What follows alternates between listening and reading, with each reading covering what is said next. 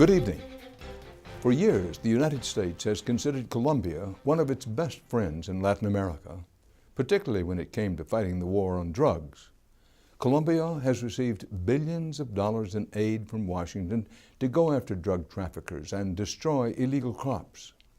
Despite all that money, Colombia is still one of the world's top producers of cocaine, much of it consumed, of course, here in the United States. And now Colombia's president, Juan Manuel Santos, Harvard-educated and staunchly pro-American, is telling anyone who'll listen that the U.S.-led drug strategy simply isn't working. We have interdicted more drugs than any other country in the world. We have put in jail millions of drug dealers. 40 years we've been on this war on drugs. And you look to the right, you look to the left, and sometimes you say, my God, you're like an a static bicycle. You don't advance. President Santos knows what he's talking about. Before taking office in 2010, he served as Colombia's defense minister and led the country's military in an aggressive assault against drug traffickers, with the strong backing of the United States. Over the last 12 years, Washington has given Colombia some $8 billion for its signature anti-drug effort known as Plan Colombia. Despite this, the nation still is one of the world's top producers of cocaine, and drug violence has spread throughout the region. Warring drug gangs have turned Central America into one of the most dangerous places on earth. This April, President Santos hosted a summit of Western leaders in the colonial city of Cartagena to address this problem. The conference turned out to be a pivotal moment in U.S.-Latin American relations. That's because President Santos and others used the stage to challenge President Obama and the United States to consider a radical new approach, decriminalizing drugs. Pero sí creo que tenemos la obligación como mundo, no como país, como mundo, de analizar si lo que estamos haciendo es lo mejor que se puede. De pronto llegamos a conclusión. I said, let's sit down, and without that passionate prejudice that this discussion sort of rises, let's think about this objectively with experts. Are we doing the best we can? Or should we have a new approach that would have better results? Because when you see the number of people in jail, in the American jails, you have more people in jail because of the drugs than the whole jail population of Europe. We have reached a point where we have to say, let's sit down and discuss. But it's very clear that with you and some other Latin American leaders, you favor some form of decriminalization along with a strong regulation of the drugs. That's fair to say, isn't it? No, this time no. What is fair to say is you have sort of two extremes, what I call the Asian approach. You put every consumer in jail and you give the capital punishment to drug dealers. You have that in one extreme. The other extreme is legalization. And in between, you have many alternatives. Decriminalize, approach this as a health problem. What I'm proposing is let's study these different scenarios and take the best scenario possible, and let's get together, because this is not a problem only of the US or only of Colombia, it's a world problem. Well, my question was whether you were prepared to move in saying, look, yes, we should consider it, but are you prepared to say some form of decriminalization ought to be actively considered? If the scientific evidence that this approach could bring better results in terms of the number of addicts, we treat this as a health problem, yes. President Santos says it's worth exploring the science of combating drug addiction and finding new ways to reduce demand and not relying entirely on law enforcement. In Colombia, people can now carry small amounts of cocaine and marijuana without fear of arrest. But at the summit in Cartagena, President Obama said the United States is not about to change course. I personally, and my administration's position, is that legalization is not the answer. You had some direct conversations with President Obama. Did you have direct conversations with him about this? Yes, and he said very clearly, I'm not going to avoid the discussion, but be very clear that I am against legalization. And I said, no, fair enough. And that's a very valid and respectable position. I myself, I'm not convinced that legalization is the way out, but the discussion is what is important at this moment in time. But the subtext from President Santos was clear. The U.S. war on drugs is failing. As defense minister, Santos had a reputation as a hardliner, and his boss at the time, President Alvaro Uribe, was an unabashed supporter of Plan Colombia. So when Santos announced that it was time to rethink the war on drugs, those who watched this part of the world took notice. The fact that the Foreign Minister of Defense, a strong ally of the United States, says, hey, wait a minute, this isn't working, let's try something else, I think is an important turning point. Michael Shifter is director of the Inter-American Dialogue. That's a Washington-based think tank focused on policy issues in the Western Hemisphere. Shifter has known and worked with President Santos for more than 20 years. He says he's not surprised the president is now asserting himself as a strong voice. I think that he wanted to be president from a very, very young age. This was his lifelong ambition, and it was clear that when he became president that he would become his own person and shape his administration and move in a very different direction than Uribe. So for me, it really wasn't a surprise. Uribe was extremely popular when he handed the keys to President Santos in 2010. He had managed to bring calm to a country that a decade before was being described as a failed state. The guerrilla group FARC, responsible for nearly 50 years of bloody civil conflict, was on the defensive after that aggressive campaign led by Uribe. Today, Colombia is a different place. Its cities are no longer the world capitals of murder and kidnapping, and its economy is growing faster than almost anywhere else in the hemisphere. When President Santos took office, he found himself in a unique position. For the first time in decades, he had the luxury to focus on issues beyond security. Let's talk about Colombia today. In some people's mind, it's a murderous, chaotic place. Would you compare that from your judgment and your experience on what the reality is today compared to that? You're completely right. Many people still have that vision that we are what you just described, because we were. We were a country where we had the highest kidnapping rate, highest murder rate, violations of all kinds of human rights. I mean, that was a reality. Not anymore. And it's very difficult many times to change the perception of a country in a short period of time. But I think we're managing very well. In recent years, Colombia has quietly developed into what could become one of the world's brightest turnaround stories. You did this interview with Time magazine, which I think you must have been pleased with because it was complimentary about not only yourself, but perhaps more importantly about Colombia. But if you don't mind, I'll read you something from it, complimenting Colombia on how far it has come from the really brutal and tragic realities of the 80s, 90s, and even into the 2000s. It says, especially since many of Colombia's outsized problems, not just the guerrilla war, which continues, but also the epic wealth disparities and the human rights abuses that originally provoked the rebels to take up arms, all still exist. Would you argue with that? No, I would not argue, but the size of those problems have shrinked tremendously, with the exception of the inequality. And almost every policy that we have put in place addresses this problem of poverty and inequality. Among those policies was a free trade deal signed with the United States earlier this year. It's provided a welcome boost to Colombia's economy.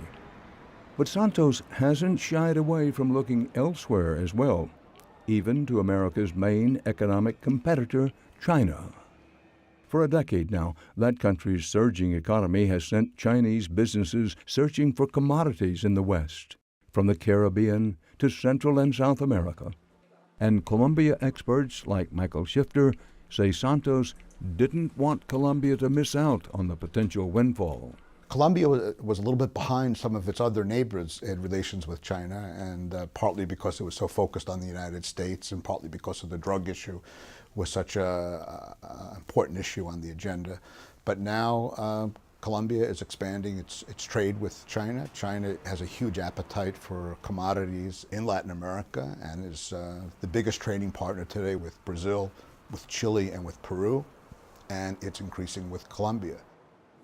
Are concerns about Chinese influence spreading in South America, is that something that we in the United States and those of you in Colombia should be worried about? Well, it's a matter of fact. The Chinese are more and more present in Latin America. We have what the world wants. We have energy, we have water, we have biodiversity, we have the possibility of increasing food production in a world that is having a food crisis. We have a young population, so a growing market. And President Santos says that should be a wake-up call for Washington. So it is natural for the Chinese, if they want to keep on growing at the rate they're growing, to look to Latin America. I've said to the US, wake up, look more towards the South. For many years, the Middle East has dominated the U.S. foreign policy bandwidth, but during that time, Latin America underwent a major transition, dividing into two poles. Countries like Colombia embracing free trade with the United States and welcoming its anti-drug efforts, and a group of leftist regimes led by Venezuela's Hugo Chávez, who defiantly reject U.S. hegemony. President Santos's predecessor, Alvaro Uribe, fell clearly into the pro-U.S. camp, and tensions with Hugo Chávez grew so fierce at one point that the two countries nearly went to war. But Santos showed he would take a different course when he reached out to Chávez just days after taking office. It's all part of an effort to position Colombia as an independent player on the world stage and a country able to do business with everyone. I was a very, what would you call it, aggressive enemy of Hugo Chávez, what he stood for. But when I was elected, I said, I have a responsibility as the head of state and the president of all Colombians. If we can sit down with Hugo Chávez, like you and I are doing, and that's what I did, and tell him, listen, you have a duty to your people and I have a duty to my people. And I think it's for you and me to get along, even if we have completely different views on many, many issues. But if we respect our differences, and you respect what I do and I respect what you do, we can get along for the benefit of the Venezuelans and the Colombians. And he said, let's try it. And that's what we've been doing. And so I don't agree with him in many issues. He doesn't agree with me on many issues. But on those issues that we can work together, we do it. And that has been of a tremendous benefit, not only for Venezuela and Colombia, but for the whole region. But keeping in mind in the past that Hugo Chávez and his Venezuelan government, they were actively involved in the revolutionary movement inside Colombia to overthrow the Colombian government. Did he give you any indication that he will cease and desist with that? Well, he made a firm commitment that he would not get involved in our internal politics, as I am not getting involved in his internal politics. This is a basic principle of non-intervention, and he has so far respected that. And Michael Shifter says this type of pragmatic approach is typical of President Santos. He's not somebody who has strong ideological views. He's not confrontational. He wants to get along with everybody and to be a conciliator, to build consensus, and that's his style. So I think he right from the outset, he reduced tensions with Chavez. At the same time, he pursued the free trade agreement with the United States, and that is what he's been trying to construct, is this range of countries that he has close relations with, but that are across the ideological and political spectrum. But there may come a point where President Santos has to pick a side between the United States and the leftist regimes of Latin America. There are a lot of people in Colombia and elsewhere that really raise questions whether he'll be able to succeed in the end. I think it's too soon to know. Clearly, if he does, that will be a tremendous boost for him personally and for the country. But it's not going to be easy. All right, what's going to happen with the relations between the U.S. and Colombia? I hope, and this is my will, that they will become better and better. We managed to change the agenda. Before, our relations were almost exclusively on security issues, and now we are discussing education, science and technology, social progress, and we're doing that on the same level. And I think this is a true partnership, and I value that very much. And in this difficult world that we're living through, if we work together, we will achieve better results. Mr. President, thank you very much. Mr. Rather, thank you very much. Very appreciative of your time. Thank you. Thank you. Shortly after our interview, President Santos announced upcoming peace talks with leaders from the guerrilla group FARC. Ending Colombia's nearly 50 years of bloody conflict would not only raise President Santos' stature in world affairs, but it would also push Colombia into an even more promising future. Later this fall, we'll have a report about a groundbreaking U.S.-backed strategy to fight Colombia's insurgency, using the promise of forgiveness instead of guns. Now, when we come back, the dark side of a rush for gold. So stick in here with us.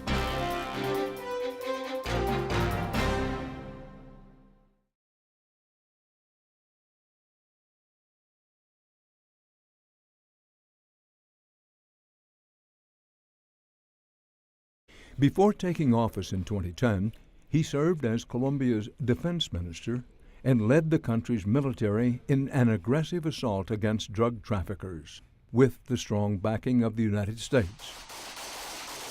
Over the last 12 years, Washington has given Colombia some $8 billion for its signature anti-drug effort known as Plan Colombia. Despite this, the nation still is one of the world's top producers of cocaine, and drug violence has spread throughout the region. Warring drug gangs have turned Central America into one of the most dangerous places on earth. This April, President Santos hosted a summit of Western leaders in the colonial city of Cartagena to address this problem. The conference turned out to be a pivotal moment in U.S.-Latin American relations. That's because President Santos and others used the stage to challenge President Obama and the United States to consider a radical new approach, decriminalizing.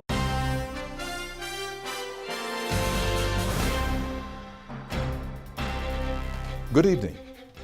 For years, the United States has considered Colombia one of its best friends in Latin America, particularly when it came to fighting the war on drugs. Colombia has received billions of dollars in aid from Washington to go after drug traffickers and destroy illegal crops.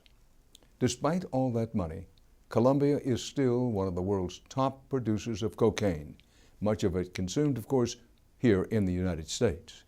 Analyzing drugs. Pero sí creo que tenemos la obligación como mundo, no como país, como mundo, de analizar si lo que estamos haciendo es lo mejor que se puede. De pronto llegamos a conclusiones. I said, let's sit down, and without that passionate prejudice that this discussion sort of rises, let's think about this objectively with experts.